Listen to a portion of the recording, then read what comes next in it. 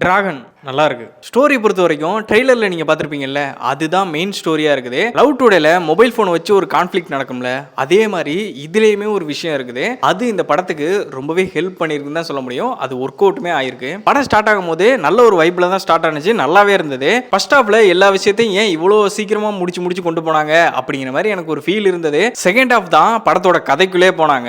Second ஹாஃப்க்கு அப்புறம் படம் ரொம்ப சூப்பராகவே தான் இருந்தது. பிரதீப் ரங்கநாதன் படத்துக்கு வந்தா இப்படிதான் இருக்கும் அப்படிங்கிற மாதிரி நீங்க ஒரு எக்ஸ்பெக்டேஷனோட போவீங்கல்ல, அது இந்த படத்துல ஃபுல்ஃபில் ஆயிரும் தான் சொல்ல முடியும். ஏன் நான் அந்த மாதிரி ஒரு எக்ஸ்பெக்டேஷன்ல தான் போனேன். அதே வைப்ல தான் படமுமே இருந்தது. அதே மாதிரி இதுல ஆக்ட் பண்ண எல்லாருமே நல்லாவே ஆக்ட் பண்ணிருக்காங்கன்னு சொல்ல முடியும். எந்த கேரக்டருமே வேஸ்டான கேரக்டர் ஒரு கேரக்டர் இன்ட்ரோடியூஸ் ஆகுது அப்படிங்கிற மாதிரிலாம் சொல்ல முடியாது. எல்லா கேரக்டருக்குமே நல்ல ஒரு ரேட்டிங் இருந்தது.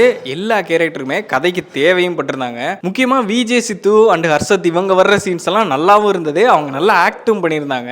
அவங்க ரெண்டு பேருமே இந்த படத்துக்கு ஒரு பிளஸ் பாயிண்ட் தான் சொல்ல முடியும். அதே மாதிரி படத்தோட மியூசிக்குமே சொல்லி ஆகணும். மியூசிக்குமே ரொம்ப நல்லா இருந்தது. லியோன் ஜேம்ஸ் தான் மியூசிக் நினைக்கிறேன். ஓவராலா இந்த மூவி எப்படி இருக்குன்னு கேட்டீங்கன்னா, ஃபர்ஸ்ட் ஹாஃப் இன்னும் கொஞ்சம் பெட்டரா பண்ணிருக்கலாம் அப்படிங்கிற மாதிரி எனக்கு தோணுச்சு. இருந்தாலுமே செகண்ட் ஹாஃப் ஃபுல்லாவே சாட்டிஸ்ஃபேக்ஷன் பண்ணிருச்சு. நீங்க ஃப்ரெண்ட்ஸ் அண்ட் கேங்கா தாராளமா போய் பார்க்கலாம். நிச்சயமா ஸ்டூடெண்ட்ஸா இருந்தீங்கன்னா கண்டிப்பா இந்த படத்தை போய் பாருங்க.